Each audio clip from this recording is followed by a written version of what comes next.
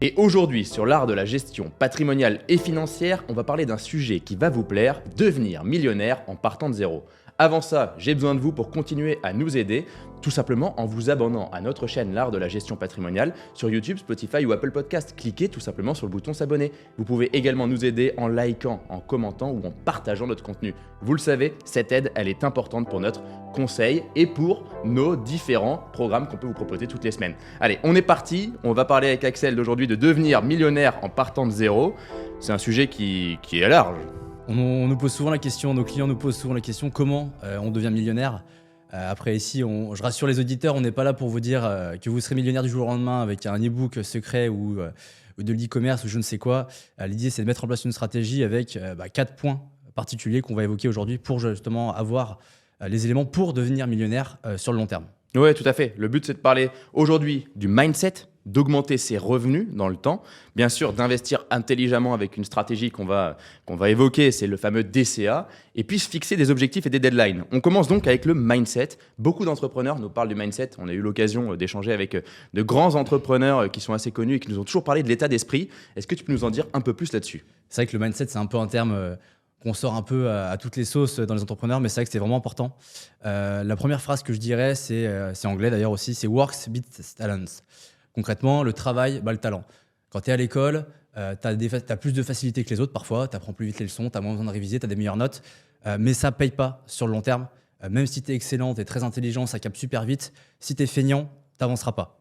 Donc ça, c'est la première étape, c'est que même si tu es très intelligent, que tu vas plus vite que les autres, comme disait Anthony Bourbon qui est venu chez nous, un abruti qui marche ira plus loin qu'un intellectuel qui reste assis, et ça, même si c'est un peu tranchant, c'est vraiment vérifié dans notre entourage, du moins.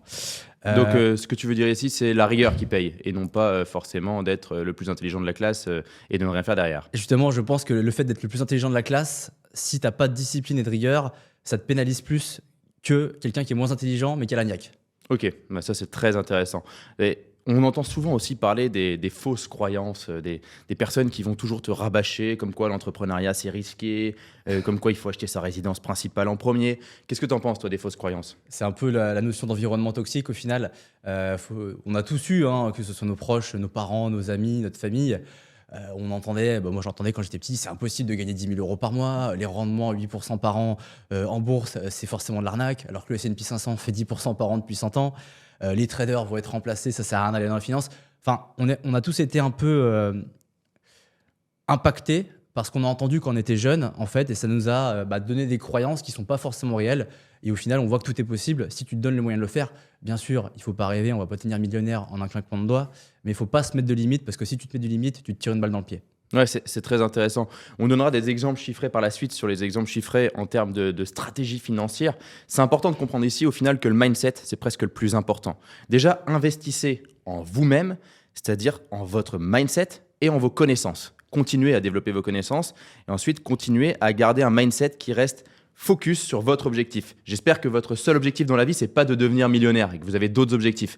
Il faut toujours avoir une mission plus large qu'une mission qui va juste à l'argent. Nous, on va vous expliquer comment devenir millionnaire par des stratégies financières ou par des stratégies d'investissement. Mais c'est important de comprendre que le mindset, il faut déjà l'avoir en mode entrepreneur du patrimoine. Vous n'êtes pas forcément obligé de devenir entrepreneur, on va en parler après, mais il faut déjà devenir propre entrepreneur de son patrimoine. Allez, déjà, on va parler de la deuxième stratégie, comment on augmente ses revenus, parce qu'il va falloir avoir la capacité à épargner quand même pour devenir millionnaire. Donc, comment on augmente ses revenus ? Juste avant de te lancer là-dessus, je vois que tu es en manque d'exemples chiffrés, donc je vais t'en donner un, je sais que tu adores ça. Juste avec 325 euros par mois, enfin je dis juste, c'est de l'argent bien sûr, que tu vas verser par mois pendant 40 ans. Au bout de 40 ans, tu es millionnaire si tu as un rendement de 8%. Donc, Okay. Rendement de 8% qui est un peu, on va dire, le rendement de la bourse sur le long terme, même si c'est un peu plus. Donc c'est en soi, sur 40 ans, bon, c'est long 40 ans, mais c'est pas si compliqué que ça avec 325 euros par mois sur 40 ans. Donc, si je commence à 24 ans et que je mets 325 euros par mois en bourse et que la bourse fait 8% par an en moyenne, on a effectivement 1 million d'euros à 64 ans. C'est quand même intéressant Environ, de savoir ça avant de parler de comment pouvoir placer ces 325 euros par mois et comment du coup augmenter ses revenus. Voilà, comme quoi c'est pas impossible de devenir millionnaire, mais c'est en 40 ans, encore une fois. Augmenter ses revenus, tu as plusieurs solutions. Quand tu es salarié, de toute façon, on va dire que ton salaire, ça va dépendre de ta performance, mais on va dire que c'est un peu compliqué parce que c'est pas toi qui le maître au final pour gérer cette rémunération, hein, c'est ton patron qui va décider de t'augmenter ou pas. Tu as différents leviers sur lesquels tu peux agir. Tu peux faire de l'investissement locatif, donc ça va dépendre aussi de ta capacité d'endettement, de la charge mentale que tu es prêt à supporter pour gérer un bien immobilier, parce que certes, c'est très bien de profiter de l'effet de levier du crédit, mais il y a des contraintes, hein, de locataire ou autre, même si c'est très intéressant, il ne faut pas croire que c'est un investissement passif, ou alors il serait vraiment pas rentable si tu délègues tout. Le deuxième investissement, on en a parlé un peu, c'est la méthode DCA. Au final, tu vas investir sur des actifs, généralement c'est sur des actions parce que ça permet de réduire la volatilité. Là encore, il faut voir ton profil de risque. Ou alors tu peux lancer un side business. On sort beaucoup de mots en anglais, on est désolé, mais c'est une activité que tu vas faire à côté de ton travail de salarié pour dégager un peu de cash. Bien sûr, il faut valider généralement avec ton employeur que c'est possible de faire les deux en simultané. Donc là, c'est différentes sources de revenus complémentaires qu'on aborde ici. Au final, c'est investir dans l'immobilier locatif avec l'effet de levier, je suppose. Tu peux mettre 10 ou 15% d'apport si tu veux, mais pas au-delà. Ouais, et pourquoi? Tout simplement, si tu calcules la rentabilité en fait, d'un investissement immobilier en net, sachant qu'en France, la classe d'actifs immobiliers, on va dire que c'est celle sur laquelle l'État aime taper le plus, hein, au final, hein, si tu enlèves les charges de copro, la taxe foncière, la CFE, si tu enlèves le LMNP, si tu es en revenu foncier, tu as la tranche marginale d'imposition, plus les prélèvements sociaux, plus toutes les contraintes. Au final, tu as un bien qui va te rapporter entre 3 et 3,5. Je parle ici d'investissement passif, hein, je ne parle pas d'une personne qui va acheter un bien, le retaper et qui sera vraiment actif dans son investissement. Tu auras une rentabilité à 3 ou 3,5. Est-ce que ça vaut le coup de mobiliser des fonds sur un bien qui n'est pas liquide, un bien immobilier qui n'est pas liquide, surtout en ce moment depuis quelques années, pour 3,5 de rendement? Alors, c'est ce que tu peux avoir sur des placements, voire sécuritaires et bien plus liquides. Oui, donc en fait, concrètement, si je donne un exemple encore une fois, si on met 100 000 euros de cash dans l'immobilier VS 10 000 euros de cash au départ, ces 100 000 euros vont rapporter 3,5 net en investissement non pas passif, mais en étant plutôt passif, mais en ayant quand même un peu de gestion au quotidien, hein, avec les emmerdes de l'immobilier locatif. Et puis cette fois-ci, si on met 10 000 euros qui deviennent 100 000 euros au bout de 25 ans, on a fait x10. Donc il y a une grande différence en termes de rendement, parce que ces 90 000 euros restants, ils ont été remboursés en partie ou en totalité par le locataire en fonction du schéma qu'on a trouvé et du montage financier. C'est là que trouve l'intérêt de l'immobilier. Et en plus de ça, les intérêts et l'assurance emprunteur sont déductibles au niveau de l'impôt. Et c'est ça, le double effet, c'est qu'on va avoir un effet de levier sur l'impôt et un effet de levier financier sur l'immobilier. Donc ça, c'est très intéressant. Première stratégie. Deuxième stratégie, le DCA, t'en as parlé, le dollar cost average. Est-ce que tu peux juste rapidement m'en dire un tout petit peu plus sur ce que c'est que le dollar cost average, quelle rigueur il faut avoir? Et on revient sur le premier point qui est la rigueur. Concrètement, le DCA, en fait, c'est une technique qui te permet de faire de l'investissement passif. Au final, tu vas verser une somme, 50, 100, 300, 1000 euros, en fonction de tes capacités à verser. Généralement, c'est sur les actions, comme je disais tout à l'heure, parce que ça permet justement de rentrer à différents niveaux sur le marché et d'enlever les biais comportementaux. Et même si tu investis et que le marché se casse la figure, tu vas rentrer le mois suivant sur un point plus intéressant. Donc ça t'enlève tout ce côté stress. Tu peux te dire, je mets mon DCA de côté, je ne regarde pas. Le prélèvement, il est automatique. Ça peut être toutes les semaines, tous les mois, tous les trimestres. Comme ça t'arrange, généralement, c'est tous les mois. Après, attention, il faut choisir les bons supports. Si vous faites du DCA sur Casino, Ubisoft ou Atos, des valeurs qui font que descendre historiquement, ça ne va pas marcher. Donc généralement, mettre des indices. Ça peut être des indices monde, Europe, États-Unis. Un peu faire de diversification, mais pas trop se prendre la tête non plus avec 50 lignes. Il faut que ça reste simple et que tout le monde puisse le faire. Pas besoin d'avoir des connaissances franchement hyper poussées pour le faire.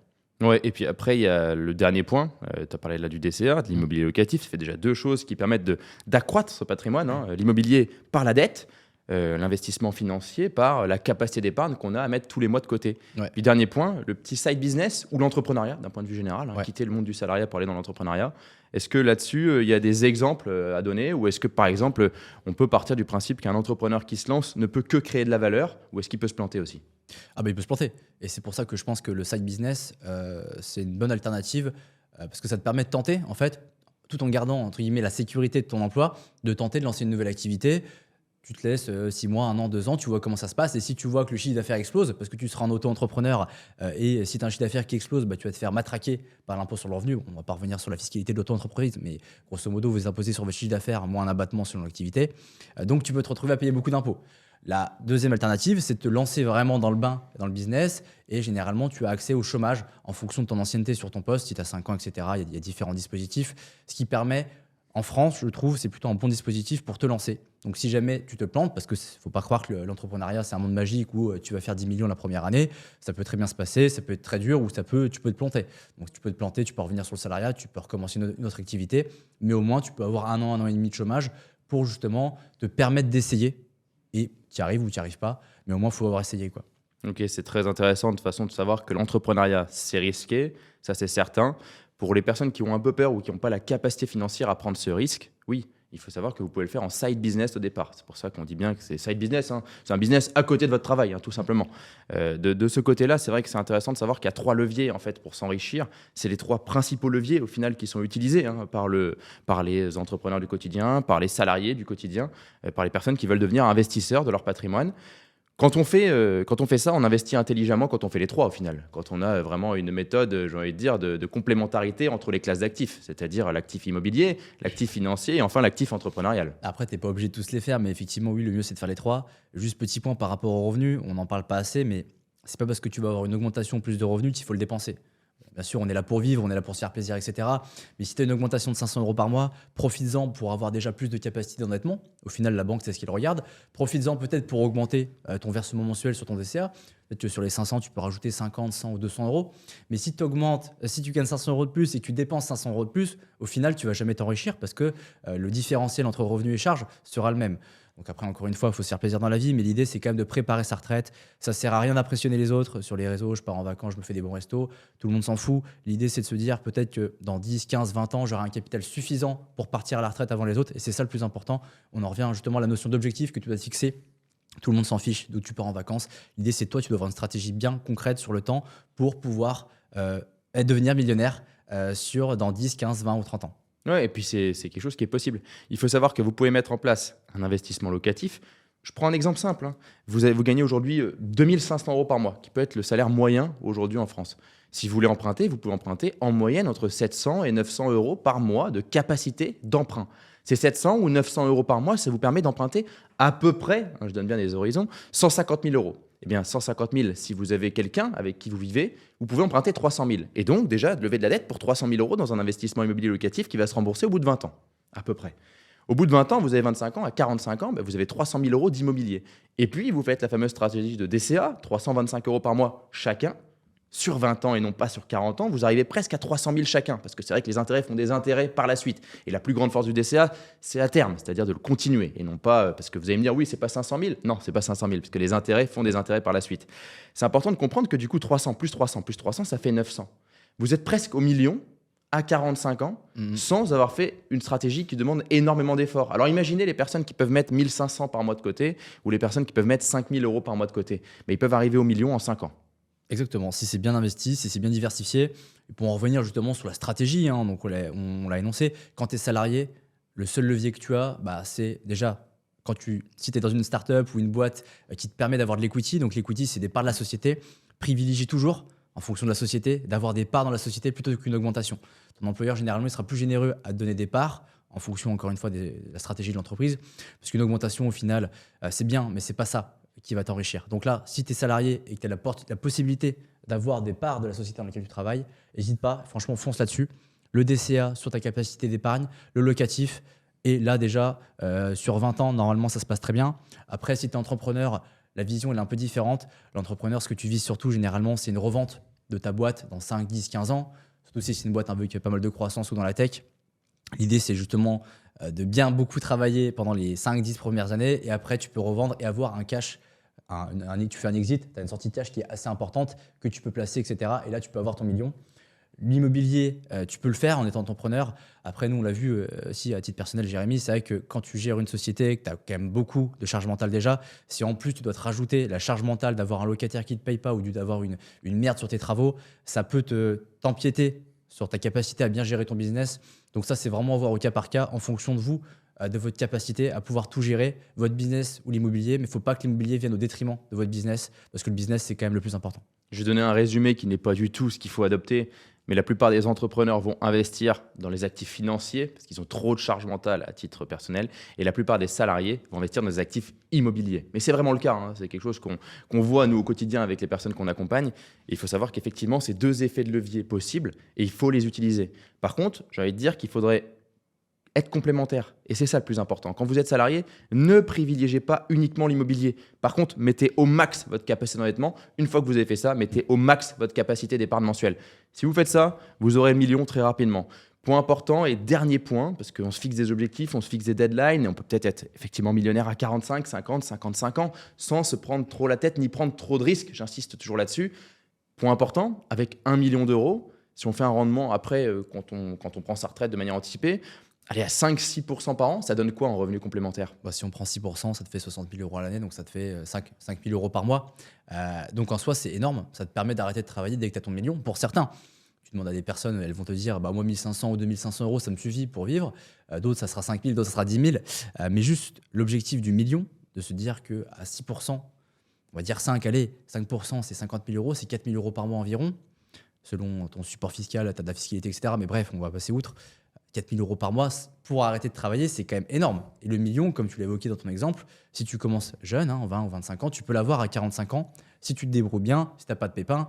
Après, encore une fois, comme tu l'as dit au début, on veut pas l'argent, c'est pas forcément l'objectif primordial, mais ça aide, on va dire, à atteindre tes autres objectifs. Il faut se fixer des objectifs court terme, moyen terme, long terme. Court terme, bon, voilà, ça ne sert à rien d'investir sur le court terme. Sur le moyen terme, ça peut être l'acquisition de ta résidence principale, donc tu peux mobiliser des fonds un peu moins risqués, on va dire, que les actions, pour justement pas faire n'importe quoi. Parce que les actions, c'est très très bien sur le long terme. Du moins, ça l'a été sur les 100 dernières années, donc l'historique est assez sympa. Mais est-ce que ça sera le cas ? A priori, moi, je pense que oui, mais ça n'engage que moi. Donc, sur les projets moyen terme, ne pas non plus prendre trop de risques, aller chercher un peu de rendement, comme aujourd'hui on a sur les obligations qui sont assez sympas, avec une volatilité plus réduite. Et par contre, pour les projets long terme, donc là, ton objectif à 20-25 ans, aller sur des classes d'actifs bien donc volatiles, comme les actions, ça peut être le private equity, ça peut être aussi les obligations en ce moment, parce qu'on a des rendements sympathiques avec une volatilité très faible. La classe d'actifs obligataires en 2023, ça a fait entre 10 et 12, en 2024, entre 8 et 10. Donc ça reste toujours assez intéressant de renverser entre guillemets sa stratégie en fonction du momentum de marché. Et c'est là où on a besoin d'un conseiller en gestion de patrimoine. Merci beaucoup Axel pour ce podcast qui était fort qualitatif. Merci à vous tous de nous écouter sur l'art de la gestion patrimoniale et financière. Vous l'avez compris, on a toujours besoin de vous pour liker, commenter et partager nos contenus. C'est ça qui fait vivre notre podcast et notre chaîne l'art de la gestion patrimoniale. Et surtout, si vous nous écoutez mais vous n'êtes toujours pas abonné, cliquez tout simplement sur le bouton s'abonner. Merci à vous.